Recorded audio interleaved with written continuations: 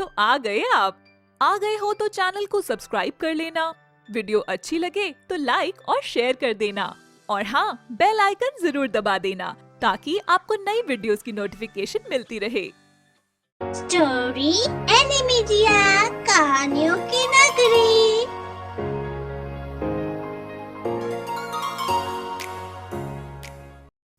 ये कहानी है अहमदाबाद कॉलेज की। ये मेरी खुद पर बीती हुई कहानी है। मेरा नाम राहुल है और जो मैं आपको कहानी आज बता रहा हूँ ये मेरी और मेरे दोस्तों की कहानी है, जिनका नाम मोंटी, रॉकी, अभय और विक्कू है। दोस्तों सुनो, आज हमारे कॉलेज में नया बैच आया है। आज हम सब मिलकर उनकी रैगिंग करेंगे। हाँ भाई, बिल्कुल सही कह रहा है। बहुत मजा आएगा भैया, पर करना क्या है और हाँ, कराना क्या है ये तो बताओ। यार कुछ अलग सा करते हैं जो उन्होंने सोचा भी नहीं होगा। ठीक है, तो कल सब मिलते हैं, नए बच्चों की लंका लगाएंगे। तैयार है ना सब लोग? कल बहुत मजे करेंगे दोस्तों। नहीं गाइस, ये सही नहीं है और तुम सब भूल रहे हो कि रैगिंग करना गैर कानूनी है।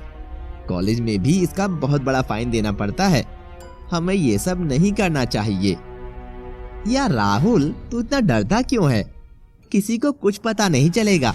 कॉलेज है यार, कुछ तो मजे कर ले मेरे भाई। यार तुम भी किसे समझा रहे हो? इसकी तो हमेशा फटती रहती है, फट्टू कहीं का। अगले दिन कॉलेज के नए बैच के बच्चों के साथ हमने बहुत कुछ किया। किसी को गाना गाने को बोला, किसी को प्रिंसिपल की मिमिक्री करने को बोला, किसी को गर्ल्स को प्रपोज करने को। फिर एक लड़का था अमित, उसे कुछ ऐसा करने को बोला जिसे मैं देखता रह गया। तो तेरा नाम अमित है? तो बेटा अमित, अपने कपड़े उतार चल। मैं ये नहीं करूंगा और तुम लोगों की प्रिंसिपल सर से शिकायत भी करूंगा। अच्छा बेटा, हमारी शिकायत करेगा और जो हम तुझे करने को बोल रहे हैं वो नहीं करेगा। बहुत बढ़िया। मोंटी, अभय, विक्कू, रॉकी ये सब मिलकर अमित को बहुत मारते हैं और उसे मजबूर कर देते हैं अपने कपड़े उतारने को। अमित इतना जिल्लत महसूस करता है कि वो पास के स्टेशन जाकर आत्महत्या कर लेता है और उसका सर धड़ से अलग हो जाता है। यार हमने ऐसा नहीं सोचा था कि अमित आत्महत्या कर लेगा। अबे डरपोक था साला, मर गया। यार नहीं तो इतनी सी बात पर यार कौन मरता है बता। उसी रात को जब हम सो रहे थे तो हमने क्या देखा कि हमारा कमरा अपने आप खुलता है और किसी के घुर्राने की आवाज आती है और हम देखकर बहुत डर जाते हैं जब हमने देखा कि बिना धड़ वाला आदमी हमारे कमरे में आता है। कौन हो तुम और हमसे क्या चाहते हो? इतनी जल्दी भूल गए मुझे? मैं अमित हूँ। तुम्हारी वजह से मैंने आत्महत्या करी क्योंकि तुमने मुझे किसी को मुंह दिखाने लायक नहीं छोड़ा। और अब मैं तुमसे बदला लूंगा। तुम सब भी मारोगे और तुम भी आत्महत्या करोगे मेरी तरह। अमित भाई, हमें माफ कर दो, हमसे बहुत बड़ी गलती हो गई है। तुम लोगों को माफ कर दूं? तुम लोगों की वजह से मैं मरा हूं और अब तुम सब भी मरोगे। इतना कहकर वो गायब हो जाता है। हम सब उसकी बात सुनकर बहुत डर जाते हैं। हमें कुछ समझ नहीं आता कि अब हम क्या करें। इतने में ही एक कॉलेज का लड़का मोंटी को बुलाने आता है कि मोंटी, तुमको हॉस्टल वार्डन ने बुलाया है। और मोंटी चला जाता है। जी सर, आपने मुझे बुलाया था क्या? क्या हुआ सर? चलो मेरे साथ चलो, मुझे तुम्हें कुछ दिखाना है। और वो उसे जंगल की तरफ लेकर चल देते हैं। सर आप मुझे कहाँ लेकर जा रहे हो? और हम लोग जंगल की तरफ क्यों चल रहे हैं? चलते रहो मोंटी, हमारे कॉलेज के बच्चे हैं जंगल में एक प्रोजेक्ट के लिए गए थे, उन्हें लेने जाना है। सर हम तो आधे जंगल में आ गए हैं, यहाँ तो कोई भी नहीं है। वार्डन अपने रूप में आ जाता है, जिसका सर नहीं होता, और उससे कहता है, हाँ मुझे पता है यहाँ कोई नहीं है और अब तुम्हें मुझसे कोई नहीं बचा सकता।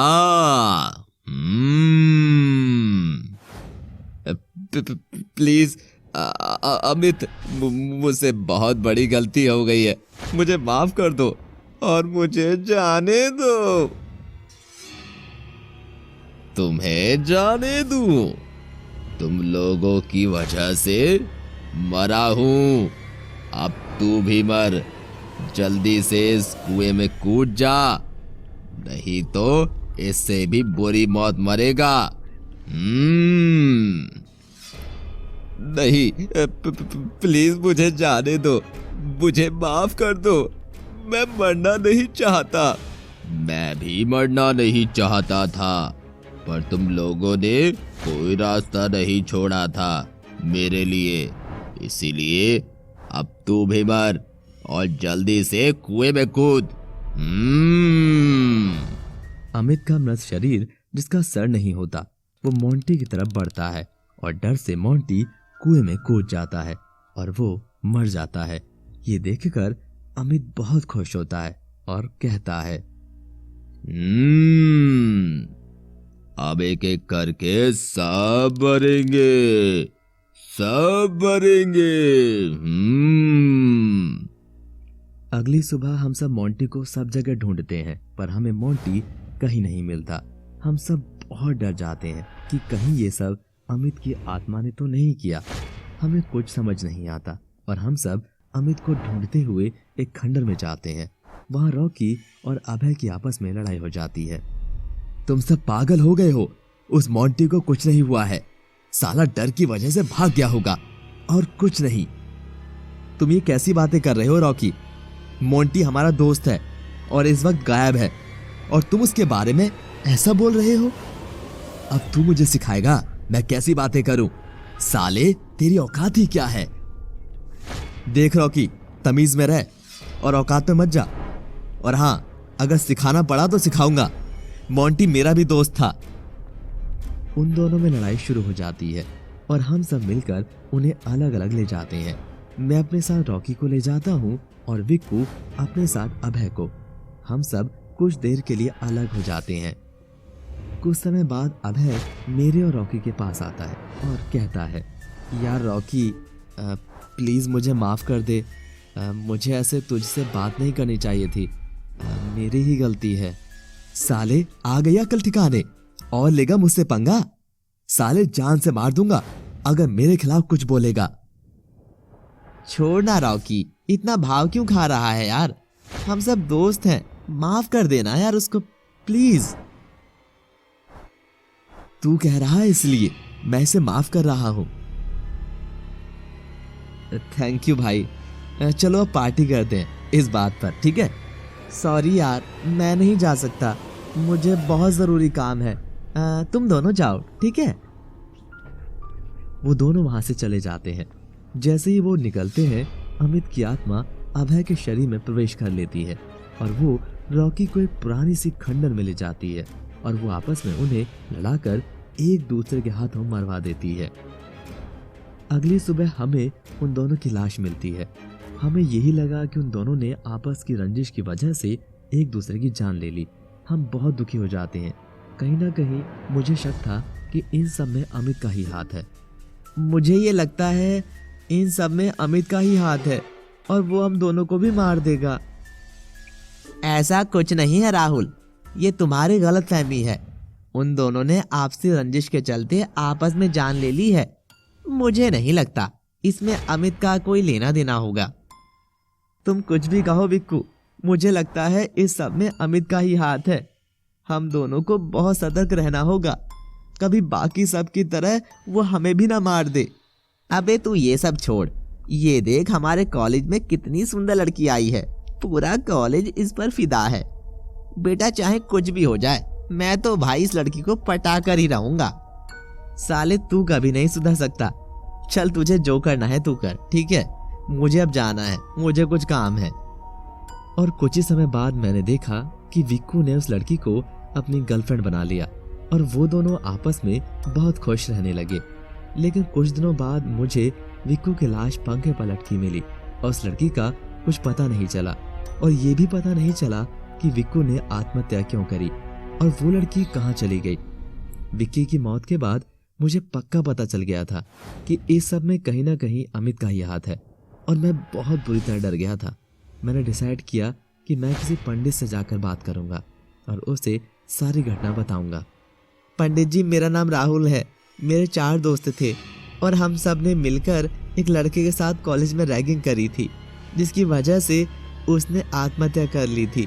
उसकी आत्मा ने हमसे कहा था कि हम सब भी ऐसे ही मरेंगे और मेरे सारे दोस्त किसी न किसी वजह से ख़त्म हो चुके हैं और मुझे लगता है कि अब मेरा नंबर है।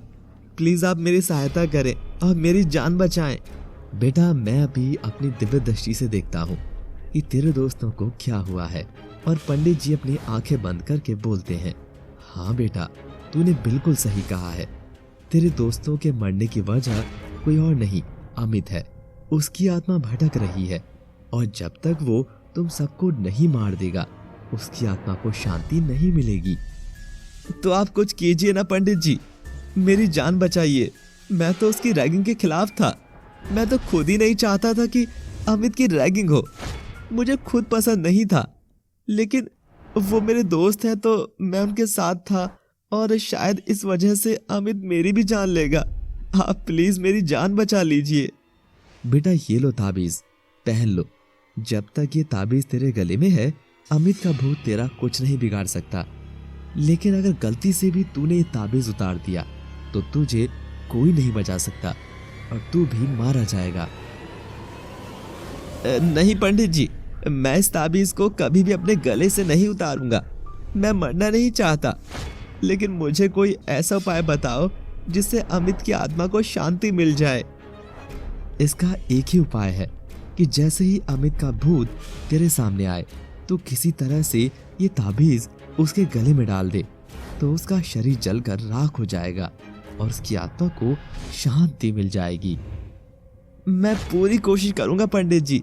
अमित की रैगिंग तो मैं नहीं रोक पाया और ना ही उसे मरने से रोक पाया, पर मैं पूरी कोशिश करूंगा कि उसकी आत्मा को शांति मिल जाए।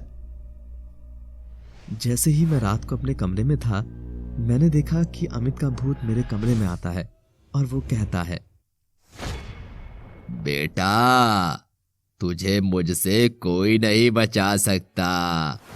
जैसे मैंने तेरे सारे दोस्तों को मारा, वैसे तू भी मरेगा।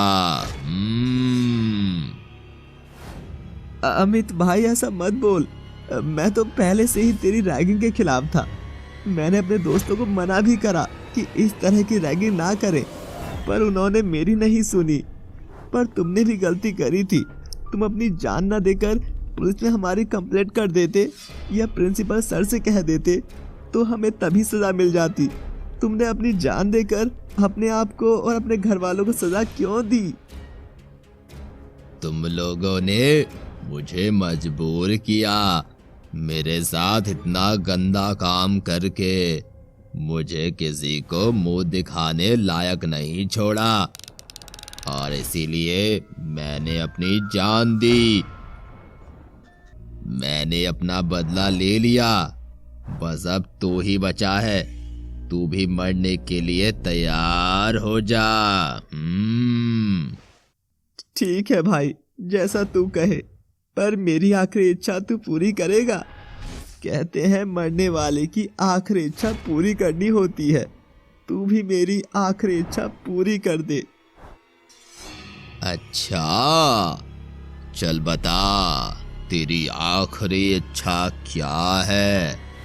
मरना तो तुझे है ही, लेकिन चल तेरी आखिरी इच्छा पूरी कर देता हूँ।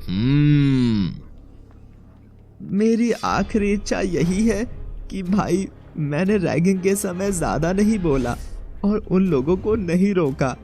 मैं तुझसे एक बार गले लगकर माफी मांगना चाहता हूँ। मुझे एक बार अपने गले लगा ले।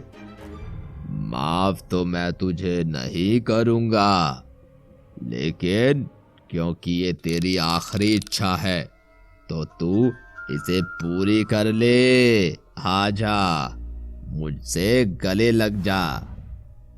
जैसे ही मैं अमित के गले लगता हूँ तो मैं उसके धड़ में पंडित जी वाला माला डाल देता हूँ, जिससे उसका पूरा शरीर जलकर राख हो जाता है और उसे मुक्ति मिल जाती है। चैनल को सब्सक्राइब कर लेना, वीडियो अच्छी लगे तो लाइक और शेयर कर देना और हाँ, बेल आइकन जरूर दबा देना ताकि आपको नई वीडियोस की नोटिफिकेशन मिलती रहे।